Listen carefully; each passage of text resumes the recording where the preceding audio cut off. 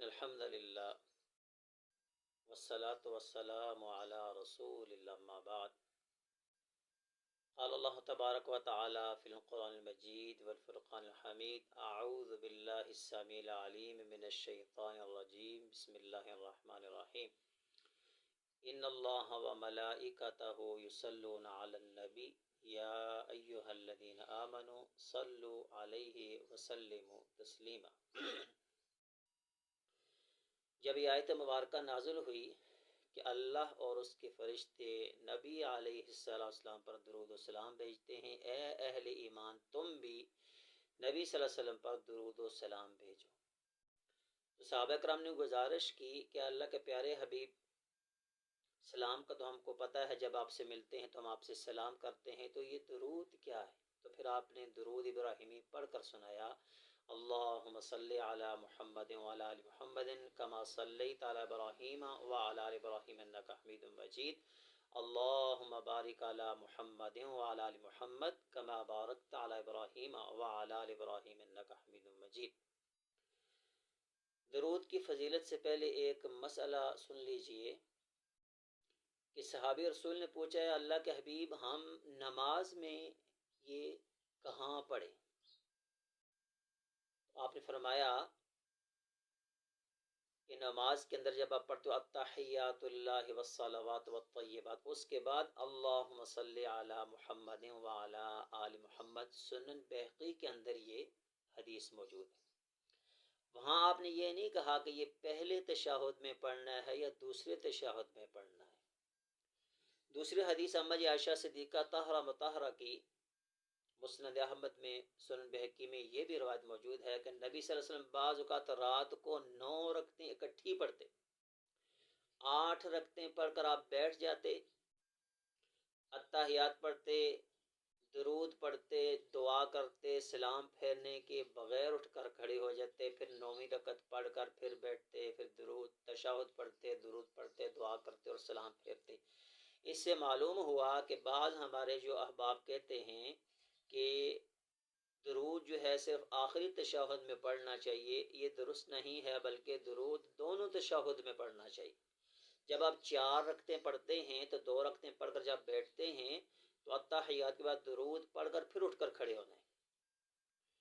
تو بعض روایات میں صرف التحیات کا ذکر ہے کہ اس کے بعد کھڑے ہونے کا، تو پھر اس کو یہ کہا جائے گا کہ یہ وہ احادیث مبارکہ نبی صلی اللہ علیہ وسلم کی جو اس آیت مبارکہ کے نازل ہونے سے پہلے کی تھی، اور یہ آیت مبارکہ نازل ہوئی سن 5 ہجری میں۔ اس سے پہلے جو آپ کی احادیث مبارکہ ہوں گی وہ اس پر جو ہے وہ اس مسئلے میں ہوں گی کہ التحیات پڑھ کر ہی آپ کھڑے ہو جائیں، لیکن سن 5 ہجری میں یہ آیت اترنے کے بعد امّا عائشہ صدیقہ اور دوسرے صحابی کی روایت کو مد نظر رکھتے ہوئے دونوں تشہدوں میں درود شریف پڑھنا چاہیے، پڑھا جائے گا، ضروری ہے، اور آپ دعا بھی کر سکتے ہیں دونوں تشہدوں کے اندر بیٹھ کر۔ رہی بات درود شریف کی فضیلت، تو جناب انس بن مالک رضی اللہ تعالیٰ بیان کرتے ہیں میرے حضور نے فرمایا کہ جو بندہ ایک مرتبہ حضور پر درود پڑھتا ہے اللہ اس کے لیے 3 انعامات کا ذکر کرتے ہیں۔ پہلی بات، اللہ کریم اس پر 10 مرتبہ رحمت فرماتے ہیں، اور جس پر ایک مرتبہ میرا رب رحمت فرما دے اس کی کیا بات ہے، جس پر 10 مرتبہ اللہ رحمت فرمائے۔ پھر فرمایا اس کے 10 گناہ معاف ہوتے ہیں اور اس کے 10 درجے بلند ہوتے ہیں۔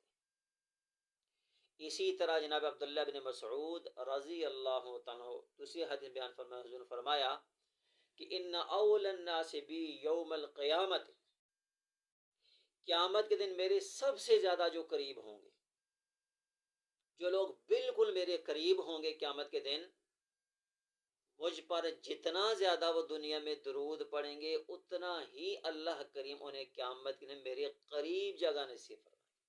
کون ایسا شخص ہے جو یہ نہ چاہتا ہو کہ اس کو قیامت کے دن نبی صلی اللہ علیہ وسلم کا ساتھ ملے؟ اولئک الذین انعم اللہ علیہم من النبیین والصدیقین والشہداء والصالحین وحسن اولئک رفیقا، جس کو نبیوں کا ساتھ مل جائے، صدیقوں کا ساتھ مل جائے، شہداء کا ساتھ مل جائے، اس سے بڑا بھی کوئی ساتھ قیامت والے دن ہو سکتا ہے؟ اگلی حدیث میں میرے حضور نے فرمایا جو بندہ مجھ پر درود شریف پڑھنا بھول گیا وہ جنت کا راستہ بھول گیا. یعنی اگر کسی انسان کو جنت کی طلب ہے، جنت میں جانا چاہتا ہے، وہ کثرت کے ساتھ نبی صلی اللہ علیہ وسلم پر درود شریف پڑھے، اللہ اس کے لیے جنت کے راستے آسان فرماتے ہیں. اسی طرح آپ صلی اللہ علیہ وسلم نے ایک بندے کو دیکھا، اس نے نماز پڑھی، اس کے بعد دعا کی، اللہم اغفر لی ورحمنی، اللہ مجھ پر رحم کر اور مجھے بخش دے، مغفرت فرما دے. آپ نے کہا ہے نمازی تو نے بڑی جلدی کی، تجھے چاہیے تھا تو دعا کے لیے ہاتھ اٹھاتا، پہلے اللہ کی حمد بیان کرتا، اس کے بعد دعا کرتا. دوسرے بندے نے نماز پڑھی اور دعا کی، اس نے پہلے اللہ کی حمد بیان کی، نبی صلی اللہ علیہ وسلم پر درود پڑھا، پھر دعا کی. آپ نے کہا اے نماز پڑھنے والے، اس طریقے سے تو جو بھی دعا کرے گا اللہ تیری ہر دعا کو قبول فرمائے گا. ایک صحابی کہنے لگا حضور جب میں دعا کرتا ہوں تو اس کو 4 حصوں میں تقسیم کر لیتا ہوں، 3 حصے اپنے لیے کچھ مانگ لیتا ہوں، ایک حصہ آپ پر درود پڑھتا ہوں. فرمایا اگر چاہے تو ذرا زیادہ کر دے. پھر اس میں کہا ہاف آف کر لوں، آدھا اللہ سے کچھ مانگ لوں اپنے لیے، آدھا آپ پر درود پڑھوں. کہا اگر چاہے تو اس سے بھی زیادہ کر لیں. کا مطلب یہ ہے کہ 3 حصے جو ہے آپ پر درود پڑھوں اور ایک حصہ اپنے لیے کچھ مانگوں. کہا چاہے تو اس سے بھی زیادہ کر لے. ہمیں معلوم ہوا کہ میں ہاتھ اٹھا کر صرف درود ہی پڑھوں، کچھ مانگو ہی نہ اللہ سے. پھر حضور نے فرمایا اگر تو یہ کام کرے گا، اپنے ہاتھ اٹھا کر صرف مجھ پر درود ہی پڑھتا رہے گا، کچھ نہ بھی مانگے گا، اللہ تیری ہر ضرورت پوری فرما دے. درود کوئی عام چیز تو نہیں ہے محترم بھائی.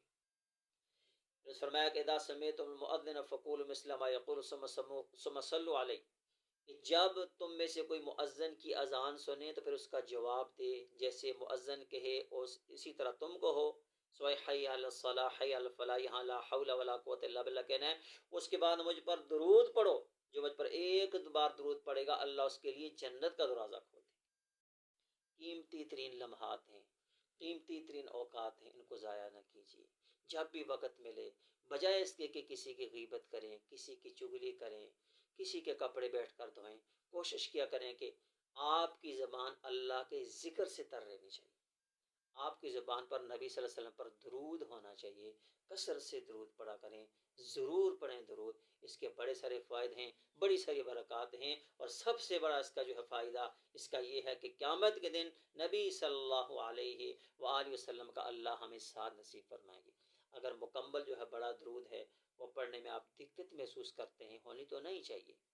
ہاں 3 گھنٹے کی مووی میں کسی کو دقت نہیں ہے، ڈرامے دیکھنے میں کسی کو دقت نہیں ہے، میچ 5 دن کے جو ہے وہ ٹیسٹ میچ دیکھنے میں کسی کو دقت نہیں ہے، سنوکر لوڈو کھیلنے میں کسی کو مشکل نہیں ہے. 2 منٹ کے لیے 3 منٹ کے لیے درود شریف پڑھنے میں دقت ہے، کیونکہ شیطان جو ہمارے اوپر حاوی ہے. پھر بھی اگر آپ اپنے شیطان کو کنٹرول نہیں کر سکتے تو اتنا پڑھ لیا کریں اللہم صلی علی محمد وعلی آل محمد، اللہم صلی علی محمد وعلی آل محمد. انشاءاللہ اللہ کریم اس کا بھی آپ کو اجر عظیم عطا فرمائیں گے. اللہ عمل کی توفیق عطا فرمائے. وقول قول هذا استغفر اللہ لی ولکم ولسائر المسلمین والحمد للہ رب العالمین.